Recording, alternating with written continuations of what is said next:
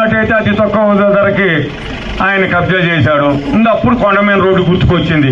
ప్రతిసారి ఏం చెప్తున్నారు, ఈ ఊరు వచ్చినప్పుడు కూడా నేను కొండమీన రోడ్డు వేస్తున్నా, ఆయన కొండమీన రోడ్డు వేసేది. కొండమీన రోడ్డు వేసేదానికి ఆంజనేయులు గారు 7 లక్షలు ఇచ్చాడు, నేను 50,000 ఇచ్చిన, మీలాంటి వాళ్ళందరూ 70 లక్షలు ఇస్తే ఆ కమిటీ రోడ్డు వేసింది. 7 కోట్ల రూపాయల నిధుల్ని తెలుగుదేశం ప్రభుత్వం ఆంజనేయులు గారు శాంక్షన్ చేస్తే ఈ రోజున బిల్లులు మార్చుకున్నటువంటి వాస్తవాన్ని మీరందరూ దయచేసి గమనించండి. అదేవిధంగా రామలింగేశ్వర స్వామి గుడి కడుతున్నాను అంటాడు. ఈయన గుడి కట్టేది ఏంటంటే గవర్నమెంట్ నుంచి ఇంతవరకు శాంక్షన్ రాలా, రూపాయి డబ్బులు రాలా. నేను ఆంజనేయులు గారు మీరు మనందరూ పోయి కొబ్బరికాయలు కొట్టి మన చేతన మేరకు చందాలు ఇస్తే అక్కడ వయసు కమిటీ ఒకటి తయారై గుడి కడతా ఉంటే అది నా గుడి అంటాడు.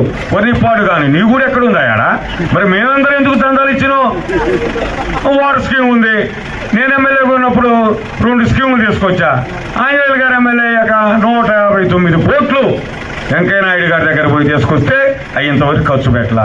నేను అపారి భగీరథని వాటర్ స్కీమ్ నేను ఈ 3 చెప్తుడు, ఈ 3 అబద్ధాలు, ప్రతి అబద్ధాన్ని నమ్మించే విధంగా ఆ బ్రాహ్మణుడు ఏదో అంటారు కదా, మేక కథలాగా మేక మేక మేక అంటే అది ఎవరు ఒక్కొక్క అయినాయి.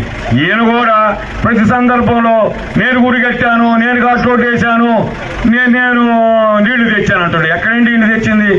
దీనికి రమ్మంటేనేమో బయటికి రాడు, సమాధానం చెప్పడు. మా దగ్గర జీవోలు ఉన్నాయి. 159 కోట్లు చేసిన ఆయన జీవో ఉంది, 34 కోట్లు 2 స్కీములు తెచ్చిన జీవో నా దగ్గర ఉంది. డెవలప్మెంట్ మేము చేశాం. ఈ ఊరితో సహా ఈ ఊర్లో మేము ఇల్లు కట్టించాం, రోడ్లు వేసాం. ఈయన ఇల్లు కట్టించాడు, రోడ్లు వేసాడు, పెన్షన్లు ఇచ్చాడు. నువ్వేం చేశావు? ఖచ్చితంగా ఏం చేసావు చెప్పమంటున్నా.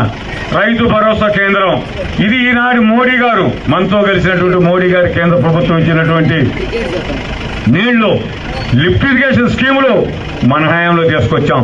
గోకరకొండ లిఫ్ట్ ఇరిగేషన్ స్కీమ్ తీసుకొచ్చాం, ఇక్కడ స్కీమ్ తీసుకొచ్చాం. ఈ విధంగా పనులు చేయటం అనేది ఎమ్మెల్యేగా బాధ్యత. అది బ్రహ్మనాయుడు గారికైనా మల్లికార్జునరావుకైనా ఆంజనేయులకైనా అది బాధ్యత తప్ప అహంకారం కాదు. నేను తప్ప ఏ ఎమ్మెల్యే చేయలేదని పదే చెబుతుడు. నిజమే, నువ్వు తప్ప ఏ ఎమ్మెల్యే నీ అంత భూపకాసురుడు, నీ అంత దౌర్జన్యం, నీ అంత తప్పుడు కేసులు పెట్టించినటువంటి ఎమ్మెల్యే ఈ 10 మందిలో ఎక్కడా లేడని ఈ సందర్భంగా మనం చేస్తున్నా. నేను సోదరులారా, ఈ గ్రామంలో ఉన్నటువంటి తెలుగుదేశం వాళ్ళకి, వైసీపీ వాళ్ళకి, పేదలందరూ కూడా ఒకటే మనం చేస్తున్నా. దయచేసి ఆలోచన చేయండి. కాలం ముగిసింది. తప్పనిసరిగా 50 మంది మీద పెట్టిన, 100 మంది మీద పెట్టిన అట్టున్నరా ఖచ్చితంగా జరిగింది. నువ్వు చేసినటువంటి భూ ఆక్రమణ, నీ ఇల్లు ఈరోజు గ్రామ కంఠంలో ఉంది, నీ ఫ్యాక్టరీకి దారి ఈరోజు అసైన్మెంట్ లో ఉంది, నీ కన్వర్షన్ సెంటర్కి ఈరోజు సరైన అనుమతులు లేవు. ఇన్ని దుర్మార్గాలు నువ్వు చేసి మా మీద పడతారేంటి? ఆయన ఇసుక అంటాడు, ఆయన ఏదో మట్టి అమ్మాడు. ఎవరు ఇసుక అమ్మిండు, ఎవరు మట్టి అమ్మిండు? ఇవాళ వాగులో ఇసుకంతా ఎవరు అమ్ముకుంటున్నారు? ఈ వాగు ఇసుకంతా ఎవరు అమ్ముతున్నారమ్మా? ఆంజనేయులు గారు ఎమ్మెల్యేగా ఉన్నాక ఫ్రీగా ఇసుక వచ్చేది, వినుకోటికి 1000 రూపాయలకు వచ్చేది, ఈ ఊరికి 600కి 800కి వచ్చేది. ఈ రోజున 4000 5000 ఎవరు ఇసుక అమ్ముతున్నారు?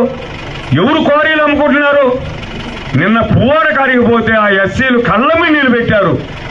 ఆ క్వారీ పేల్తా ఉంటే ఆ కొండలన్నీ కింద పడుతున్నాయి. చిన్నపిల్లలు లేచిగిరికి మంచాల మీద కింద పడుతున్నారు. ఎంత దుర్మార్గం!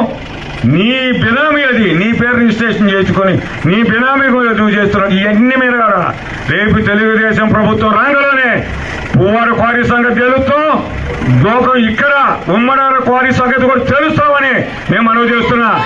ఎంపీ గారు గెలుస్తారు, ఆంజనేయులు గారు గెలుస్తారు.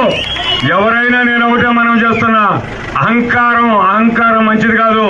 ఇంతకంటే ఎక్కువ మేము చూసాం ఎమ్మెల్యేగా, ఇంతకంటే ఆంజనేయులు గారు ఇంకా ఎక్కువ చూశారు. ఈ అహంకారం అంటే ఎట్టండి? ఇంత అహంకారం మనుషులకు ఉండాల్సిన అహంకారం అనేది. గౌరవంగా పలకరించు. మేము ఎదుటి పార్టీ వ్యక్తులు వచ్చినా గౌరవించేవాళ్ళం, ఊళ్ళల్లో తగాదులుంటే అరిసి పంపించేవాళ్ళం. చెప్పకముందే కేసులు పెట్టిస్తండ్రి, చెప్పకముందే జైలుకు పంపిస్తండ్రి, చెప్పకముందే భూములు ఆక్రమిస్తండ్రి. రేపు తెలుగుదేశం రాదా? నిన్న తెలుగుదేశం వచ్చినప్పుడు మరి వాళ్ళు ఆ విధంగా అనుకుంటే, పోయిన 5 సంవత్సరాలు చంద్రబాబు నాయుడు గారు, ఆంజనేయులు గారు అనుకుంటే అసలు ఈ వైసీపీ వాళ్ళు ఎక్కడ ఉండేవాళ్ళు, నేను ఎక్కడ ఉండేవాడిని? వాస్తవం కదా ఇది. దయచేసి అన్ని ఆలోచన చేసి ఇప్పటికన్నా సక్రమైన మార్గంలో రండి. ఇంకా ఏదో చేస్తూ కళ్ళకనొద్దు. 100కి 100 రూపాయలు బ్రహ్మనాయుడు గారు ఓడిపోతారు, ఇది సత్యం. దగ్గరుండి ఓడిస్తారని కూడా చెప్తున్నా. ఇంకా దౌర్జన్యం చేస్తారని చూస్తున్నారు. పొద్దుగూలు కుదరదు. తెలుగుదేశం వాళ్ళని రోడ్ల మీద ఏదో తలకాయల పోలీసులు పెట్టి పగలగొట్టేయడం కాదు, అదేవిధంగా రైతులను కేసులు పెట్టేయడం కాదు. ఇప్పుడు నేను చెబుతున్నా, రా నీకు 70 ఏళ్ళకి నీకే అంత పౌరుషం ఉంటే 56, 57 ఏళ్ళు మా ఇద్దరికి ఎంత ఉండాలా? నువ్వు దేంట్లో మనగాడివా? ఎవరికంటే గొప్పవాడి? అంత అహంకారం తగ్గించుకొని చెప్పిన పనులు చేసుకొని దండం పెడతా తిరుగు ముసలోడా. ఎందుకు మళ్ళీ లేకపోయినా హాస్పిటల్ పోతావు? మన అంటాడు ఏమయ్యా వాళ్ళిద్దరూ ముసలోడైతే నా మీదకి వస్తున్నారని. అంటే అంతకుముందు మీసాలు